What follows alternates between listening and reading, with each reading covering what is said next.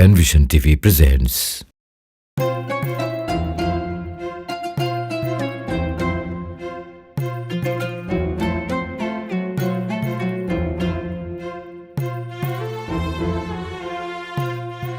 আব্দুর রহমান, আব্দুর রহমান, আরে কোথায় গেলি বাবা? একটু এদিকে আয় তো। না, একা একা পারছি না আর এই মেষগুলোকে সামলাতে। বাইরে শুকনো কাঠগুলো পড়ে আছে, ওগুলোও তো আনা দরকার। বেলা যে পড়ে এলো। এই তো আম্মা, দিন, আমাকে দিন।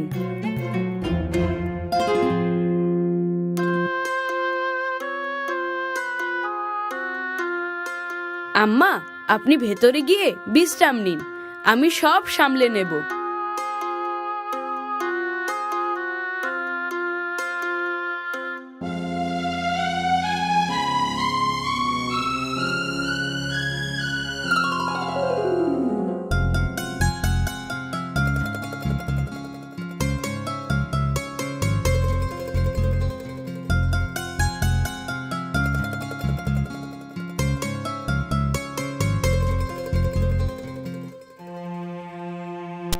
আম্মা আসেন, বিসমিল্লাহ করি।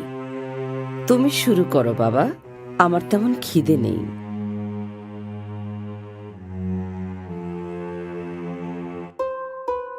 ওটাতে কি রেখেছেন আম্মা?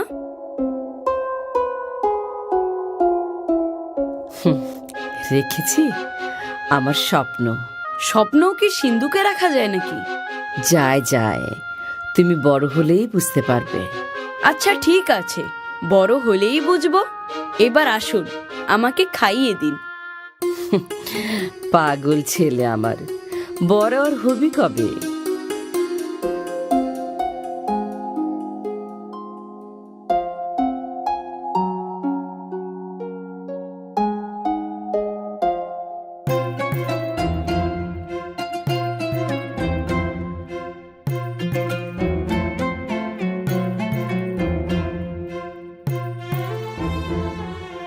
অমন করে কি দেখছো বাবা? তোমাকে প্রায়ই দেখি ছাদে এসে দূরে তাকিয়ে থাকো। কি আছে ওইদিকে? স্বপ্ন, স্বপ্ন আছে মা। আমি বুঝি বাবা, তোমার লেখাপড়া করার অনেক শখ। আল্লাহ করুন আমাদের দুজনের স্বপ্নই যেন পূরণ হয়। আমিন।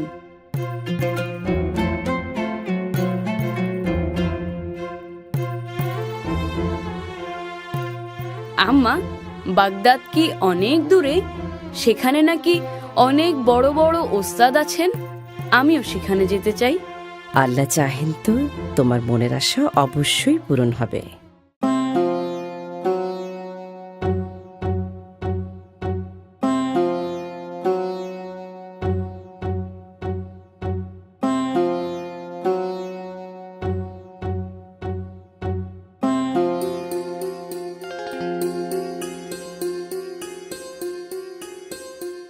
বড় মেহেরবানি আল্লাহর, আমাকে একটা সোনার ছেলে দান করেছেন।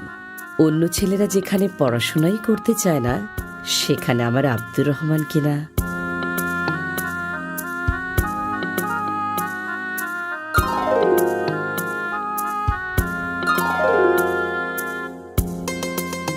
আম্মা, আমি তৈরি, আমাকে দোয়া করে দিন। এসো বাবা, আল্লাহর রহমত সবসময় তোমার ওপর ছায়া হয়ে থাকুক। আমিন। এই জামাটা পরে নাও, এর আস্তিনের নিচে 40টি স্বর্ণ মুদ্রা সেলাই করে দিয়েছি। আল্লাহ এইটুকু তৌফিকই দিয়েছেন, সাবধানে রেখো। অনেক শুকরিয়া আম্মা। আর হ্যাঁ, আমার শরীরটা ভালো যাচ্ছে না, কিয়ামতের আগে আর দেখা নাও হতে পারে। তোমার প্রতি আমার শেষ উপদেশ, কখনো মিথ্যে বলবে না। বিপদ এলে আল্লাহর উপরই ভরসা করবে, কখনো মিথ্যার আশ্রয় নেবে না।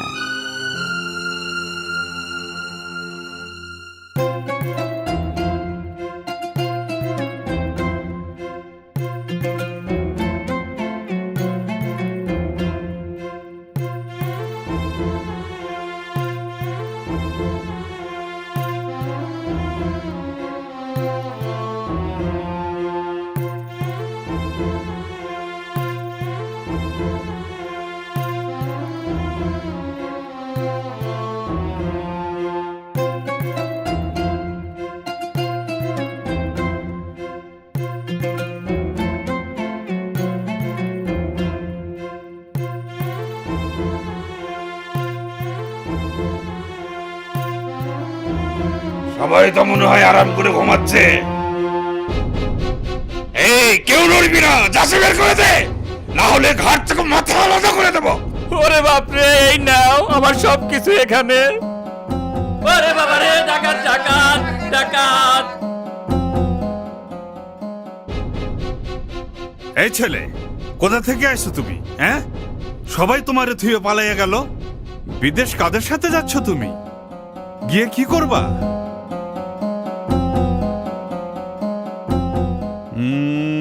বোবা নাকি ছেলেটা? কথা কয় না দেখি। দূর, বাদ দেন, ছোট ছেলে, ওর কাছে কিছুই নাই। আরে কথা বলবি নাকি জিব্বা কেটে ফেলবো? জিজ্ঞেস করি কোথায় যাস? বাগদাদ। হ্যাঁ, ফকিন্নির ছেলে আবার বাগদাদ যায় কেন? কি পড়াশোনা করতে, না ফোরাতে ডুবে মরতে? পড়াশোনা করতে। পড়াশোনা করতে? তা খালি হাত পা নিয়ে গেলেই পড়াশোনা হবে? পাত্তি পুতি কিছু লগে আছে, না বাগদাদের রাস্তা ঝাড়ু দিয়েই খাইবা? ওকে ভালো করে চেক করেন, খালি হাতে তো আর কেউ বিদেশ যায় না।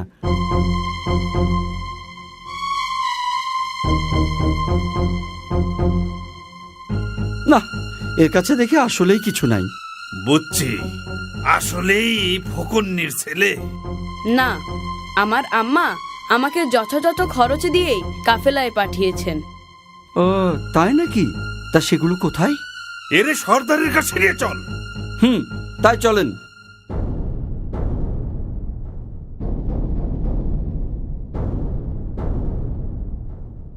সর্দার, এই পোলা নাকি বাগদাদ যায় পড়াশোনা করতে, কিন্তু ওর কাছে কিছুই পাই নাই। হয়তো কিছুই নাই, বড়দের সঙ্গে যাচ্ছিল। আছে ওস্তাদ, আছে। ও নিজে বলছে ওর কাছে অনেকগুলো স্বর্ণমুদ্রা আছে।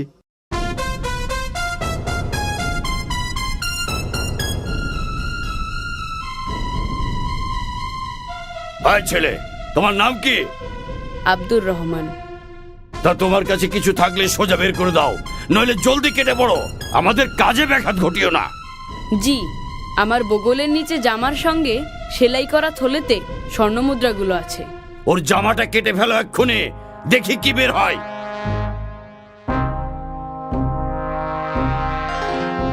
পেয়েছি সর্দার, 40টা খাঁটি স্বর্ণের মুদ্রা।